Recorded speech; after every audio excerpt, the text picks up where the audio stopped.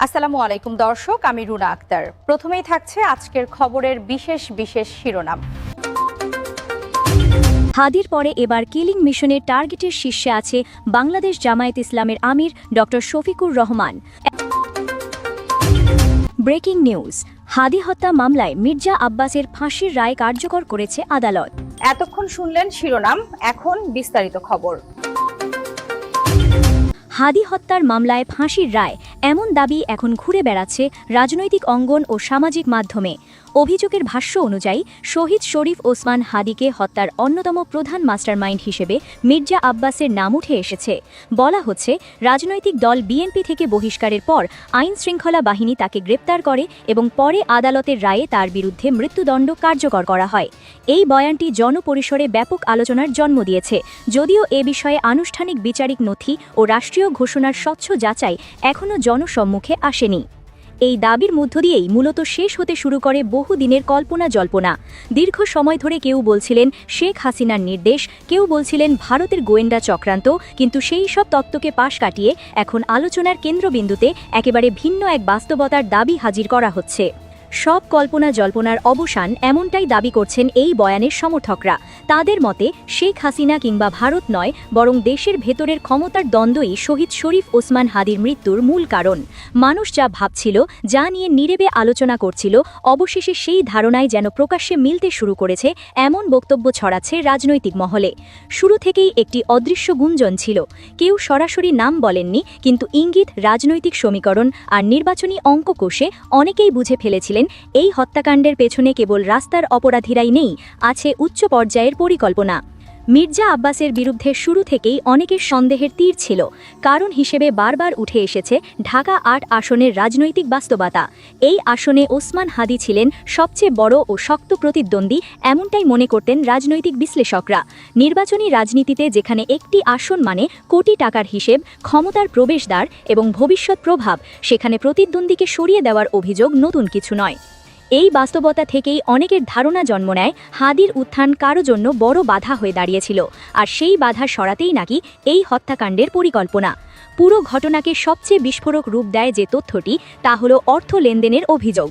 সাংবাদিক ও social activist Mir জাহান দাবি করেছেন, ঢাকা ব্যাংকে ওসমান হাদি হত্যাকাণ্ড সংশ্লিষ্ট টাকার অস্বাভাবিক লেনদেনের তথ্য পাওয়া গেছে।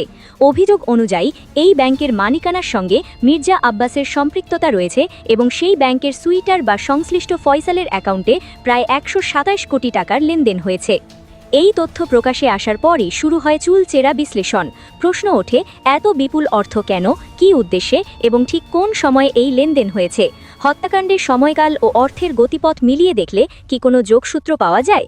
যদিও এসব প্রশ্নের উত্তর এখনও আনুষ্ঠানিকভাবে প্রমাণিত নয়, তবুও জনমনের সন্দেহ আরও গভীর হয়। হাদি হত্যার পরপরই একটি গুজব দ্রুত ছড়িয়ে পড়ে, খুনিরা নাকি ভারতে পালিয়ে গেছে। অনেকের মতে এই গুজব ছিল পরিকল্পিতভাবে ছড়ানো, যাতে ঘটনার গতিপথ উল্টো দিকে প্রবাহিত হয়। দেশের অভ্যন্তরের রাজনৈতিক দ্বন্দ্ব, অর্থনৈতিক লেনদেন ও ক্ষমতার সম্পর্ক যেন আড়ালে চলে যায়, এমনটাই ছিল এই প্রচেষ্টার উদ্দেশ্য বলে অভিযোগ করা হচ্ছে। এই গুজব কিছু সময়ের জন্য জনমত ও আলোচনার দিক পরিবর্তন করলেও পরে নতুন তথ্য সামনে আসায় আবারও প্রশ্ন ওঠে, এই বিভ্রান্তি কার স্বার্থে?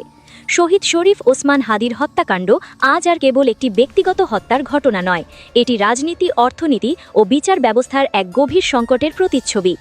হত্যাকাণ্ড আজ আর কেবল একটি ব্যক্তিগত হত্যার ঘটনা নয়, এটি রাজনীতি, অর্থনীতি ও বিচার ব্যবস্থার এক গভীর সংকটের প্রতিচ্ছবি। একদিকে রয়েছে গুঞ্জন, অভিযোগ ও সামাজিক বয়ান, অন্যদিকে রয়েছে প্রমাণ, আইন ও বিচারিক প্রক্রিয়ার প্রশ্ন। যারা এই বয়ান বিশ্বাস করেন তাদের দাবি এটি একটি পরিকল্পিত রাজনৈতিক হত্যা, যার পেছনে ছিল স্পষ্ট মাস্টারমাইন্ড। আবার সমালোচকদের মতে, যতক্ষণ না নিরপেক্ষ তদন্ত ও আদালতের চূড়ান্ত নথিভিত্তিক রায় প্রকাশে আসে, ততক্ষণ এসব দাবি যাচাইয়ের বাইরে।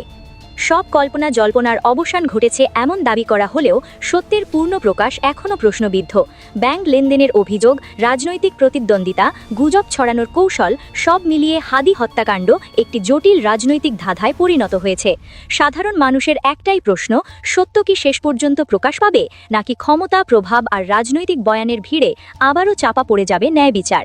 শহীদ শরীফ ওসমান হাদির স্মৃতির প্রতি প্রকৃত সম্মান তখনই নিশ্চিত হবে যখন সব অভিযোগ গুঞ্জনের বাইরে বাইরে গিয়ে প্রমাণ, স্বচ্ছ তদন্ত ও ন্যায় বিচারের আলোয় যাচাই হবে।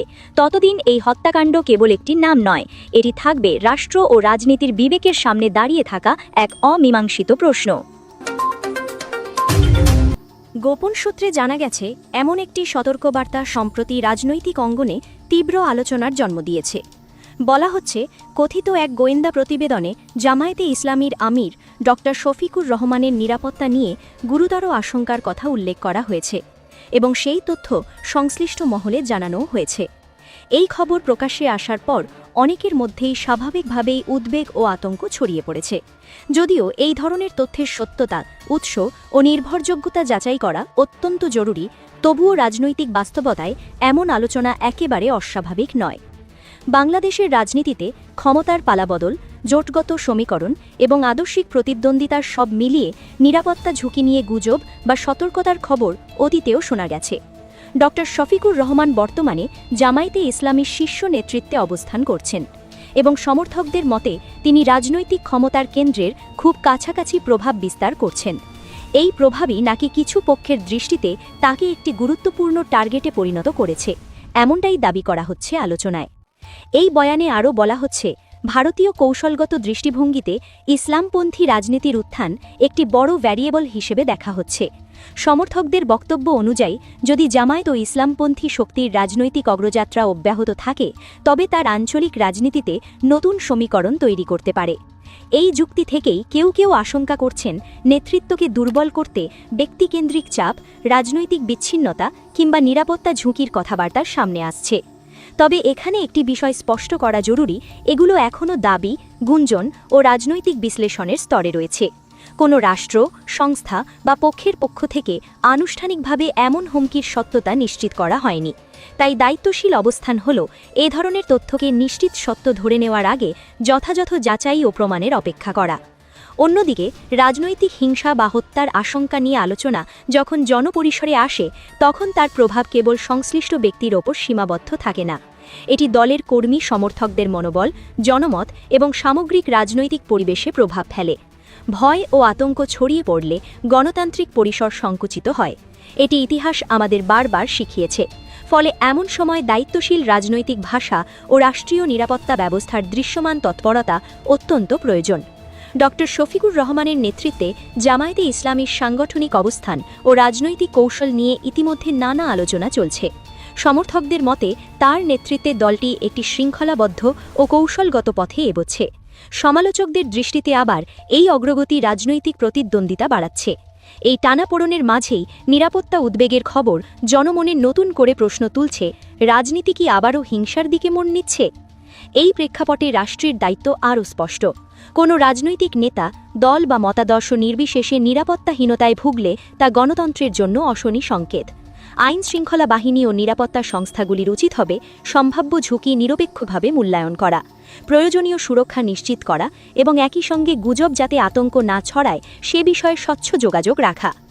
একই সঙ্গে রাজনৈতিক দলগুলিরও দায়িত্ব রয়েছে উত্তেজনাকর বয়ান থেকে বিরত থাকা। কথিত হুমকিকে রাজনৈতিক হাতিয়ার হিসেবে ব্যবহার করলে পরিস্থিতি আরও ঘোলাটে হতে পারে। বরং শান্তিপূর্ণ রাজনৈতিক প্রতিযোগিতা, আইনের শাসন ও পারস্পরিক সহনশীলতার পরিবেশ বজায় রাখাই দীর্ঘমেয়াদে সবার জন্য নিরাপদ। সবশেষে বলা যায়, ডক্টর শফিকুর রহমানকে ঘিরে যে নিরাপত্তা উদ্বেগের কথা আলোচনায় এসেছে তা গুরুত্ব দিয়ে দেখা প্রয়োজন, কিন্তু যাচাই ছাড়া নিশ্চিত সত্য হিসেবে নয়। হিংসা নয়, রাজনীতির মীমাংসা হওয়া উচিত সংলাপ, নির্বাচন ও আইনি প্রক্রিয়ার মাধ্যমে। আতঙ্ক নয়, প্রয়োজন সচেতনতা, গুজব নয়, প্রয়োজন দায়িত্বশীলতা। এই পথেই রাজনৈতিক স্থিতিশীলতা ও গণতান্ত্রিক ভবিষ্যৎ নিশ্চিত হতে পারে। দর্শক, এই ছিল এখনকার বিশেষ বিশেষ খবর। আরও নিত্য নতুন খবর পেতে চ্যানেলটি সাবস্ক্রাইব করুন, লাইক, কমেন্ট ও শেয়ার করতে ভুলবেন না। ধন্যবাদ সবাই।